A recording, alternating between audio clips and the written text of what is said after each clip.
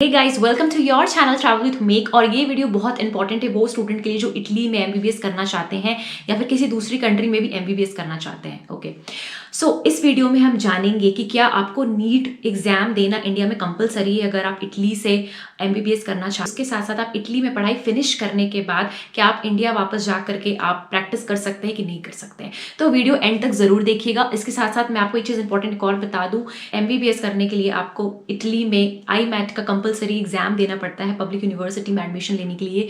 उस एग्जाम की जो डेट्स है वो ओपन हो गई है, 9 सितंबर में वो एग्जाम होगी। लेकिन उसके पहले आपको प्री इनरोलमेंट कराना है, वो बहुत ज़रूरी है, वो मत भूलिएगा। उसके लिए मैं एक सेपरेट वीडियो बनाऊंगी जब प्री इनरोलमेंट की डेट आ जाएगी। आप मेरे इंस्टाग्राम अकाउंट ट्रैवल विथ मेग में मुझे फॉलो कर सकते हैं। मैं आपको उसमें इमीडिएटली अपडेट करूंगी जब भी प्री इनरोलमेंट की डेट्स ओपन होगी। जो स्टूडेंट इटली में या दूसरे कंट्री में मेडिकल की पढ़ाई करने के बाद इंडिया वापस जाकर के प्रैक्टिस करना चाहते हैं, उनको कंपलसरी है स्क्रीनिंग टेस्ट देना। इस टेस्ट का नाम है FMGE, that is foreign medical graduate exam. ये कंडक्ट करवाती है NBE, that is national board of examination.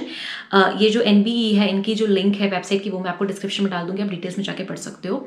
तो ये जो स्क्रीनिंग टेस्ट आपका होता है, ये स्क्रीनिंग टेस्ट आपका यहाँ से पढ़ाई फिनिश करने के बाद आपको इंडिया में जाकर के देना पड़ता है। ठीक है, वो स्क्रीनिंग टेस्ट जो होती है साल में 2 बार होती है, लेकिन वो स्क्रीनिंग टेस्ट देने के लिए आप एलिजिबल होने चाहिए। ठीक है, उसका एलिजिबिलिटी क्राइटेरिया ये है कि आपके पास एक एलिजिबिलिटी सर्टिफिकेट होना चाहिए। वो आपको लेना पड़ेगा मेडिकल काउंसिल से जाकर के एलिजिबिलिटी सर्टिफिकेट। लेकिन यहाँ पे एक चीज़ बहुत इंपॉर्टेंट है कि वो एलिजिबिलिटी सर्टिफिकेट आपको अभी लेनी है, मतलब जब आप इटली में पढ़ाई करने से पहले आपको वो एलिजिबिलिटी सर्टिफिकेट लेनी है। ठीक है, और फिर जब पढ़ाई खत्म हो जाएगी तब फिर आपको एलिजिबिलिटी सर्टिफिकेट दिखाना है और फिर आप वो स्क्रीनिंग टेस्ट दे सकते हैं। ठीक है, तो क्या है ये एलिजिबिलिटी सर्टिफिकेट? ये eligibility certificate actually NEET exam के बारे में बताती है कि आपने नीट एग्जाम दिया हुआ था इंडिया में और आपने नीट एग्जाम जो है वो क्वालिफाई कर लिया है। यही आपका एक तरह से एलिजिबिलिटी सर्टिफिकेट होता है। ये 3 इयर्स के लिए आपका वैलिड। कुछ कंट्रीज है जहां पे अगर आप जाकर के एमबीबीएस की पढ़ाई करते हो तो फिर आपको इंडिया में प्रैक्टिस करने के लिए स्क्रीनिंग टेस्ट नहीं देना है। तो वो कंट्रीज का नाम है Australia, Canada, New Zealand, UK, US। इस कंट्री में अगर आप एमबीबीएस करके वापस जाते हैं इंडिया तो फिर आपको इंडिया में जाकर स्क्रीनिंग टेस्ट नहीं देना है। इटली में एमबीबीएस करने के बाद आपको इंडिया जाकर के प्रैक्टिस नहीं करना है तो फिर आपको ये एलिजिबिलिटी सर्टिफिकेट या आपको नीट का एग्जाम देना कंपलसरी नहीं है। ये बस उनके लिए ही है जिनको इंडिया जाकर के प्रैक्टिस करना है, वहां जाके उनको रजिस्ट्रेशन करवाना है खुद का। इसके साथ साथ कुछ इंपॉर्टेंट चीजें हैं, मैं आपको एक लिंक शेयर कर दूंगी डिस्क्रिप्शन में, वहां जाकर के आप डिटेल में अच्छे से पढ़ सकते हैं। साथ साथ आप ऑनलाइन एक लिस्ट दे सकते हैं जिसमें बताया हुआ कि किस कंट्री के किस यूनिवर्सिटी से उस स्टूडेंट ने एमबीबीएस की पढ़ाई की थी और स्क्रीनिंग टेस्ट में कितने बंदे पास हुए थे और कितने बंदे पास नहीं हुए थे।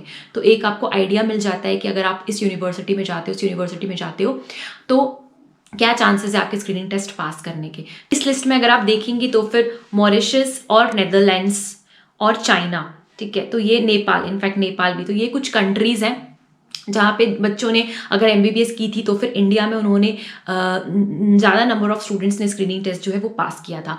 ये इसलिए भी रहता है क्योंकि देखिए जो इंडिया में जो इंडिया अथॉरिटी है, जो मेडिकल बोर्ड है, ठीक है, वो ये चीज़ देखती है कि अगर उस यूनिवर्सिटी से जो बच्चे एमबीबीएस पढ़ के वापस जा रहे हैं इंडिया, ठीक है, तो उनकी क्वालिटी इतनी अच्छी नहीं है, ठीक है, तो फिर वो कल को मना कर सकते हैं यूनिवर्सिटी को हम उस यूनिवर्सिटी के स्टूडेंट्स को हम इंडिया में नहीं लेंगे। ठीक है, तो इसीलिए ये चीज़ बहुत इंपॉर्टेंट है। और आप किसी भी यूनिवर्सिटी से अगर एमबीबीएस कर रहे हैं ना इटली में या फिर किसी भी दूसरे कंट्री से कर रहे हैं तो एक बार उस यूनिवर्सिटी का चेक कर लीजिएगा।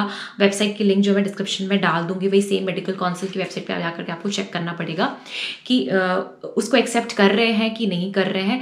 और जब आप एलिजिबिलिटी सर्टिफिकेट लेंगे, है ना, मतलब जब आप इटली में अप्लाई करेंगे, अप्लाई करने से पहले वीज़ा के टाइम पे जब आप एलिजिबिलिटी सर्टिफिकेट लेंगे मेडिकल काउंसिल से जाकर के तो फिर वो आपको एक करिकुलम भी देंगे। ठीक है, तो वो करिकुलम वो करिकुलम एक्चुअली इंडिया का करिकुलम होगा। ठीक है, तो वो करिकुलम आप जो इटली की यूनिवर्सिटी है वहां से आप मैच कर सकते हो कि क्या डिफरेंसेस आ रहे हैं, क्या आपको, क्योंकि अगर आपको वापस इंडिया जाके प्रैक्टिस करनी है तो मैचअप होना चाहिए ना यहाँ की क्वालिटी एजुकेशन और इंडिया में जो वर्क की डिमांड है उस चीज़ की। ठीक है, तो ये चीज़ हमेशा जो मेडिकल काउंसिल इंडिया की वो वॉच करती है इस चीज़ को कि दूसरे कंट्रीज़ में स्टूडेंट को कैसा पढ़ाया जा रहा है, क्वालिटी ऑफ एजुकेशन कैसी है वहाँ पे, राइट। एक और इसमें क्राइटेरिया था, नीट एक क्राइटेरिया हो गया, एलिजिबिलिटी सर्टिफिकेट आपको लेना है। इसके साथ साथ एक और चीज़ इंपॉर्टेंट है कि आप जिस कंट्री से आपने पढ़ाई की है उस कंट्री में भी आप वैलिड होने चाहिए। मतलब आपकी जो पढ़ाई है, ऐसा नहीं कि आप किसी भी कंट्री में जाके किसी भी यूनिवर्सिटी में एमबीबीएस कर लेंगे तो फिर आप इंडिया में जा करके आप स्क्रीनिंग टेस्ट दे सकते हैं, ठीक है, ऐसा भी नहीं है।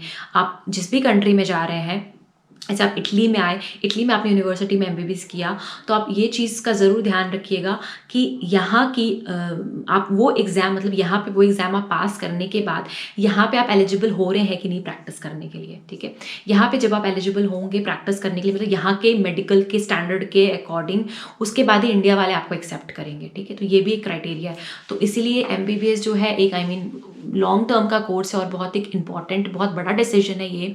तो सोच समझ के लीजिएगा, यूनिवर्सिटी चूज़ करिएगा, कोई भी ऐसी यूनिवर्सिटी चूज़ मत करिएगा जो फेक हो सकती है या फिर जो रिकॉग्नाइज नहीं होगी इंडिया में, राइट। और जो स्क्रीनिंग टेस्ट का सिलेबस वगैरह है, एग्जाम की नोटिफिकेशंस हैं, वो जो मैं वेबसाइट्स डाल रही हूँ डिस्क्रिप्शन में, वहाँ जाकर के आप टाइम टू टाइम चेक कर सकते हैं।